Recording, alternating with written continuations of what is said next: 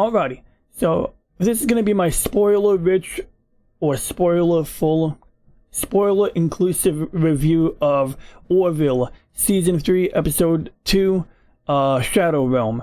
And before we go anywhere with this, I just want to remark at the amount of detail on the exterior of this ship right here.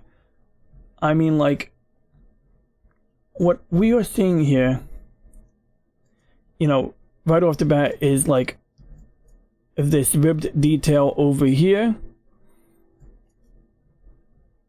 these gills or vents or whatever you want to call them, and you see a whole lot of Aztecing. This Aztecing, however, isn't so much Aztecing as it is something which resembles what you would see on, say, Voyager when it had the regenerative armor or shielding. And over here you can see this diagonal detail here. And I feel like I don't recall seeing a lot of these details in the earlier seasons. I'll have to compare. I don't really want to do it this very second, but as it turns out, we do have some differences. For example, you can see in the earlier episodes, the bridge module has a frosted glass window on it. In these most recent episodes, the glass is transparent in front of the bridge view screen, as well as in the corridor or hallway which resides right under the bridge. Now maybe they're using smart glass, maybe they press a button, maybe when you want more privacy, you don't want anybody to see embarrassing mistakes at dry dock, they turn on the frosted glass. Then over here, believe it or not, this picture is from the very first episode, and it looks a lot like the USS Enterprise D with the transparent, ceiling dome on top of the bridge. But moving on, here's a side-by-side comparison, and I would say the most recent layout or the most recent external texture or hull texture looks a lot meaner, looks a little more aggressive, if I dare say. But most notably, we do have a bit more contrast. We have some darker details. We have, stuff that is already there. It's just that they made it look darker. You definitely have a lot more Aztecing. And if you don't know what Aztecing is, well, it's basically when you look at the Starship Enterprise, the original Enterprise does not have Aztecing, but in the motion picture, that hull does have Aztecing on it because it looks like some Aztec shit. So, yeah, just thought that was interesting. But let's move on to continue this episode review. So, we start off with our senior staff conducting a meeting. And basically, they're talking about blah, blah, blah. We're going to go meet up at the starbase and pick up the Admiral. Not to be mistaken with other people by that name. And, if this Admiral guy shows up, he says, "What's up to Dr. Finn?" And even before he shows up, you see like this look on Dr. Finn. She's like, "Oh, we're meeting up with Admiral whatever." I forgot his name already. And, turns out he was a past flame. So they meet up in sickbay. He talks to her, says, "Hey, holla, shorty." And she's like, "I'm good." He says, "I'm sorry for breaking your heart." She's like, "Hey, look, water under the bridge or something. Let's focus on our work," or something like that. And then they meet up with the Krill. And the Krill are basically angry with us. They went to war with us in the past because we've been feeding them to turtles for years. No, wait, different species. But yes, people do feed krill to their turtles. I don't know why, to be honest, because I believe that turtles, especially aquatic turtles, freshwater turtles, prefer to eat river shrimp. I think they love river shrimp. Krill, it's okay. But I mean, come on, it's a saltwater creature. I think that you should give turtles what they eat in their natural habitat. And man, these river shrimp, they look kind of weird, but probably tasty to a turtle. I mean, they are. They go crazy for them. Look, this stuff comes in a can, and once you open it, you gotta put it in the refrigerator. Probably gets all kinds of nasty once you once you crack it open. So yeah, this stuff, see, way better than krill. Look at that. It's got like little eyes on it, and they got like legs and shit. looks kind of like lobster, like little miniature lobster. But yo, the turtles go crazy for this. Now on the other hand, like that's a living krill, and they have like a smaller version of these guys that like are like this size, but freeze dried. Here we go. Yes, this is exactly what it looks like. And you know, they can eat these, but I'm not crazy about feeding krill to my turtles because one, I find that saltwater related food or food from the ocean for some reason tends to cause the water quality to go to crap. Like, something about it just stinks up the water. Whereas the river shrimp, I don't think I've ever had any real trouble with them. But getting back on topic here, I guess my point is the krill went to war with us because we were feeding them to our turtles all of this time, amongst other pets, I suppose, as well. But you know, so why do we have a krill ship hanging out? Well, because we're having negotiations. And you see, it's just like a Next Generation episode. They got, you know, cocktail hour and everyone's having drinks and talking, and apparently even the krill are having drinks. And the Admiral has a toast, ding ding, and basically says, oh, to peace and prosperity and friendship and all of this crap. Something like that. And Dr. Finn is like, you know, feeling a little awkward, so she decides to steal a bottle of wine, meet up with Captain Commander Kelly, and says to Commander Kelly, hey, you want to get drunk and talk? And, you know, Captain Mercer is like, yeah, fine, sure, go, I'll take care of this. And he handles the being the diplomat for the rest of that evening, or, you know, I guess the representative of the USS Orville. Is that USS? UNCS? Union Starship? Yeah. Well, anyway, that happens. So then the two girls are sitting down, drinking and talking. I mean, more emphasis on talking. I'm not saying they're drunks. But, you know, of course, the girl says, hey man, I can make this a regular thing every week. This is fantastic. And, you know, obviously, Dr. Finn tells her a little bit about her history with the Admiral. And it was during this scene I made an observation of something very, very nasty. Maybe I'll get a closer picture later. Yeah, I'll definitely get a closer picture of this later, but, like, something about the makeup here. If you don't see it, well, we'll suspend disbelief. It's skin. And something about the skin condition here, which I'll get to in a moment. Oh yeah, but getting back on topic real quick. Yeah, so they're talking about, you know, peace and friendship and all of that crap and, you know, all of that diplomatic stuff. And then Bortus, he goes, picks up a fruit cup. I don't know why these fruit cups come in like metal wire holder things here. I don't even know if that's fruit or some alien food. But he gets all like, you know. So, yeah, he's not fond of that. Alrighty, so Captain Mercer, Commander Kelly, and the Admiral sit down to have a meeting in which the krill hand over some star charts and they hammer out some details. They tell him, you know, you need to have a tracking beacon on the ship, which it was a little concerning, but they ultimately agreed to do it. There were other, you know, stipulations like taking a roundabout route, and although the Orville was permitted to explore the entirety of this new region, the krill stated or advised them strongly to avoid a particular expanse. And when, you know, Captain Mercer and Commander Kelly asked, why should we avoid this area? We're explorers, we gotta check it out. And the krill were like, oh, the holy book says it's frickin' bad. You'll get possessed by demons or some crazy shit. So, you know, of course Captain Mercer is like, ha ha ha, yeah, your holy book. But let's be fair here, okay? Look, I get it. They're very evolved. They don't need their religion that badly.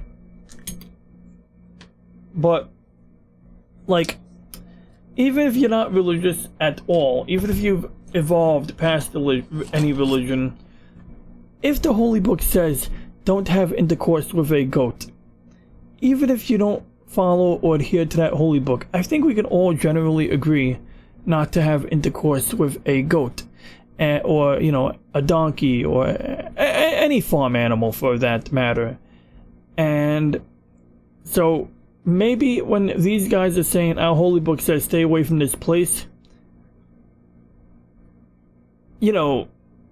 like, take their word for it, or send some sensor probes in, better yet. Yeah, send a sensor probe or two in there, get some telemetry, and then make a decision. If you see a distress signal that's been running for like a long time, maybe ask yourself, is this a trap? Is this vital? Is there anything alive on this ship? Like, why is who cares if a distress call is going off? If nobody is alive on the ship, does it really matter? Now, of course, that ship, which they eventually get to, is actually pretty inviting, if you consider something that looks like the jaws of hell. The jaws, J-A-W, yeah. If you consider the jaws of hell to be inviting, it looks kind of inviting. Once they're inside, it reminds me of a Wraith ship from Stargate Atlantis. And, it's got some pumpkins on the wall. Blue pumpkins, apparently. But, once again, like, stay the F away from the blue pumpkins. I mean, everyone is dropping the ball here. I mean, like, walking around in this place without any suits. I mean, once the walls are soft and mushy, I say there's too much biomass for my taste to be walking around breathing that air. And then as for the soft pumpkins on the wall, those blue pumpkins, well, once it starts moving, beep, beep, yeah, step away. I mean, like, anything freaking moves in that room, step away. I mean, there's exceptions, but not many at all. So moving on, big surprise when they get back to the ship and the Admiral is convulsing, and, well, it gets ugly fast. He gets ugly fast. The situation turns ugly rapidly, but he also becomes ugly very quickly as well. I mean, maybe it took a whole day. I don't know how many hours it took for him to get ugly, but holy crap, man.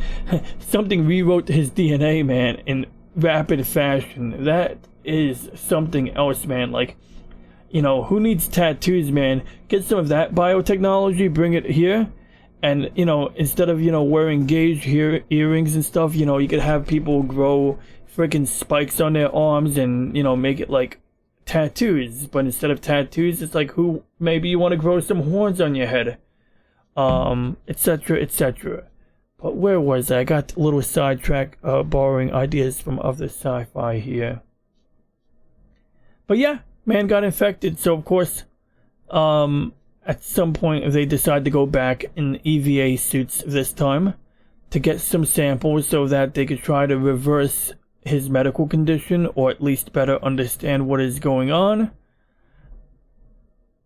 And, well, by this time, around this time, man is not in bed anymore.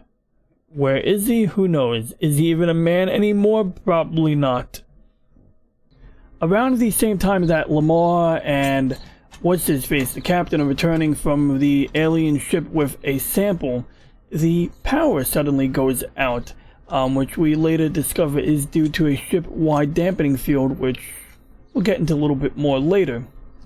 Of course, at this point, Dr. Finn is already looking for the Admiral, and now that the lights have gone out, the lonely nurse in sickbay hears some noises and gets up to look into it. While walking down the dark corridor, he stumbles into a uniform, a purple Admiral's uniform, and I forget what happens to him. I'm sure he got, something happens to him. I don't recall seeing anything happen, but, a sense of foreboding ensues.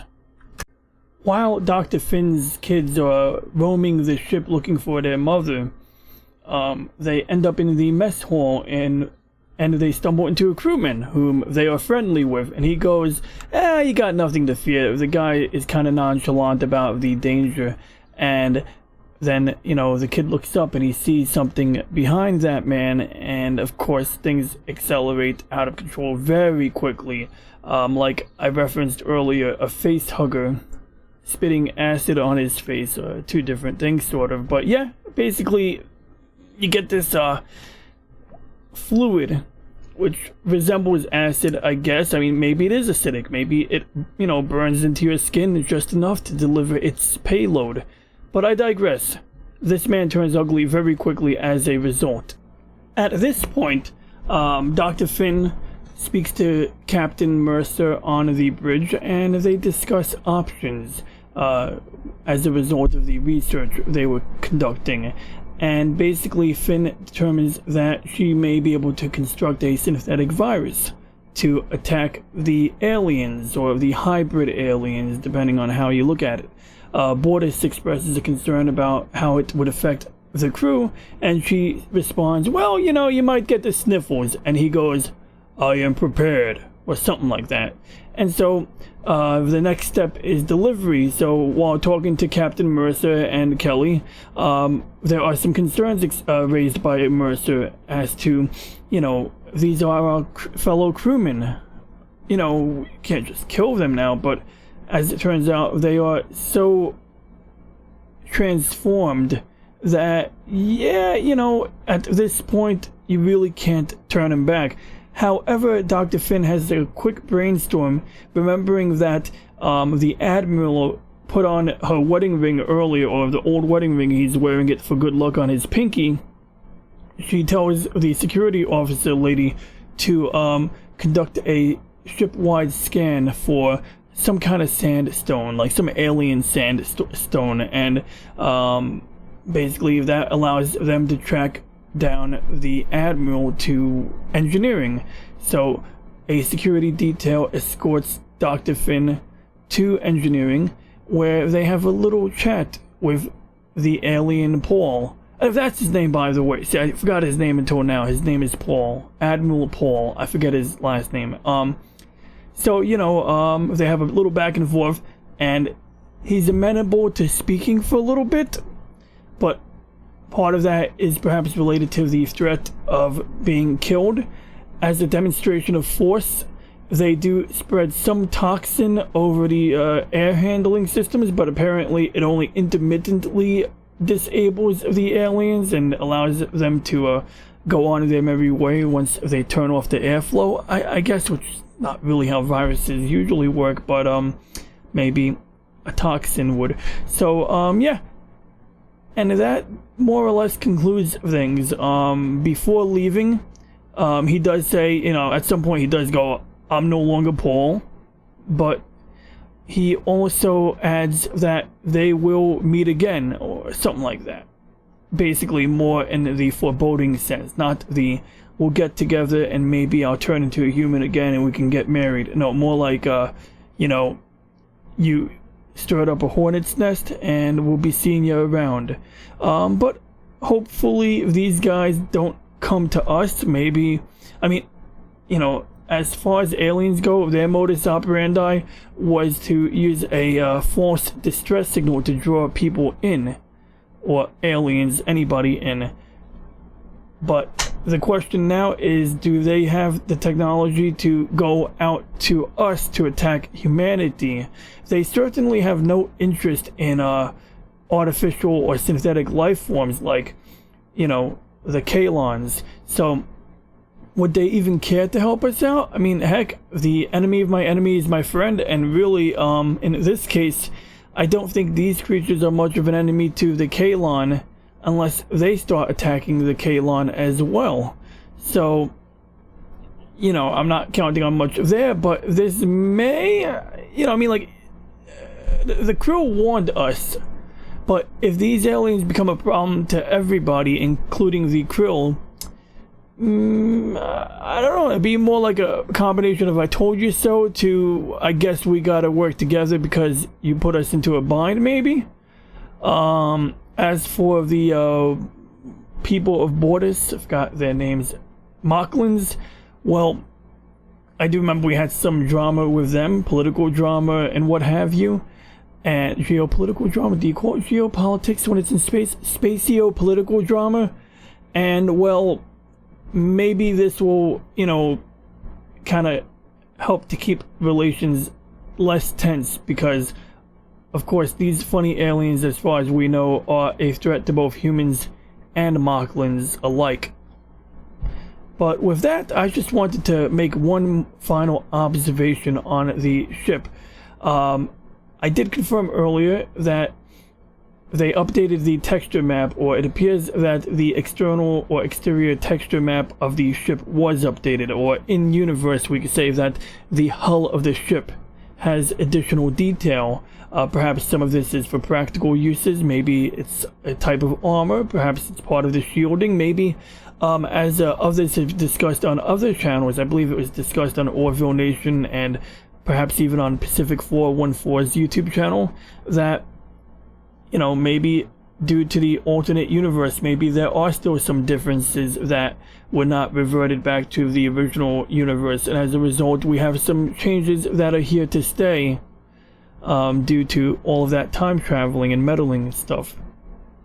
But in any case, I just wanted to remark just how fantastic it looks. I mean, like, in previous seasons they did a lot of wide shots of the ship, and like at the very end of this episode they went for an extremely close-up shot of the top of the ship, and I feel like part of the reason they're doing that is because they have an updated, you know, texture or updated texture map on the exterior of the hull.